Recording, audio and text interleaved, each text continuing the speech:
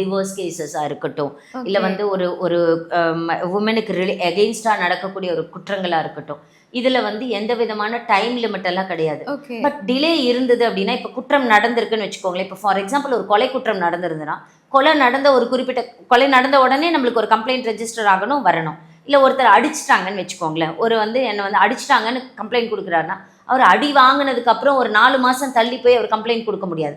அப்படி ஒரு 4 மாதம் தள்ளி போய் அவர் கம்ப்ளைண்ட் கொடுக்குறாருன்னா, ஒரு வேலிட் ரீசன் கொடுக்கணும்ல.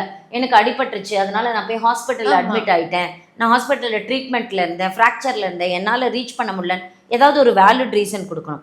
ஸோ இதுலேயும் ஒரு வேலிட் ரீசன் கொடுத்தா டிலேங்கிறதெல்லாம் இங்கே விஷயமே கிடையாது.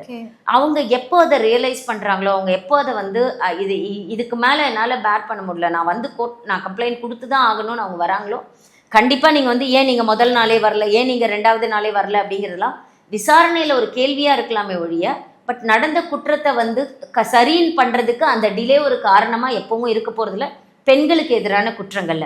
ஏன்னா கோர்ட் நிறைய விஷயங்கள்ல ஈவன் ஒரு ஜட்மெண்ட்ஸ்ல எல்லாம் கூட சொல்லியிருக்காங்க, பெண்கள் வந்து வரதுக்கு முன்னாடி இப்போ வீட்லேயே ஒரு டொமஸ்டிக் வயலன்ஸ் நடந்தால் கூட முதல்ல என்ன நினைப்பாங்கன்னா, இதுக்கெல்லாம் நம்ம போலீஸ் ஸ்டேஷனுக்கு போகணுமா, நம்ம கையில் ஒரு குழந்தை இருக்கா இல்லையா, நம்ம ஹஸ்பண்ட் தானே, இப்போ நாளைக்கு முதல்ல அப்போ அவங்க வந்து அவங்க அப்பா அம்மா கிட்ட தான் போவாங்க, இல்லை அவங்க ரிலேட்டிவ்ஸ் கிட்ட போவாங்க, அவங்க ஃப்ரெண்ட்ஸ் கிட்ட போவாங்க.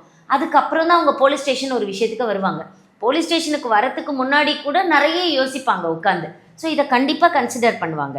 பட் இந்த மாதிரி பாஷ் கேசஸில் என்னென்னா, இப்போ ஒர்க் பிளேசஸில் நடக்கக்கூடிய ஹராஸ்மெண்ட்டில் என்னென்னா, கண்டிப்பாக நாங்கள் வந்து பெண்களுக்கு அவேர்னஸ் இருக்கணுங்கிறத சொல்கிறோம். எவ்வளோ அர்லி பீரியடில் நீங்கள் அட்ரஸ் பண்ணுறீங்களோ அவ்வளோ அர்லியாக உங்களுக்கு ஏற்படக்கூடிய பாதிப்புகள் குறையும் அப்படிங்கிறது தான். இப்போ நீங்கள் செக்ஷுவல் ஹாரஸ்மெண்ட் அப்படிங்கிற பாயிண்டில் பண்ணால், செக்ஷுவலி அந்த பொண்ணு ஏதாவது ஃபிசிக்கலாக பாதிக்கப்பட்டிருக்கா அப்படிங்கிற பட்சம்ங்கிறது அது கடைசி கட்டம். அது வந்து அந்த பொண்ணுக்கு ஏற்படக்கூடிய மிகப்பெரிய பாதிப்பு அப்படிங்கிறது தான்.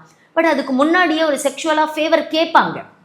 நீ எனக்கு இது பண்ணு, நடந்தே இருக்கணும்னு அவசியம் இல்லை, எனக்கு நீ இதை பண்ணு, நான் அப்படின்னா உனக்கு வந்து நான் ப்ரமோஷன் கொடுக்குறேன், நீ இன்னைக்கு வரியா டீ சாப்பிட போகலாம், நம்ம நீ இன்னைக்கு நீ என் கூட வந்து ஒரு ட்ரிப்புக்கு வந்துட்டீன்னா நான் உனக்கு வந்து இந்த இதில் வந்து உனக்கு ஏதாவது உனக்கு இன்க்ரிமெண்ட் போட்டு தரேன், இல்லை உனக்கு நான் இது ப்ரமோஷன் பண்ணித்தரேன் அப்படின்லாம் கேட்குறேன்.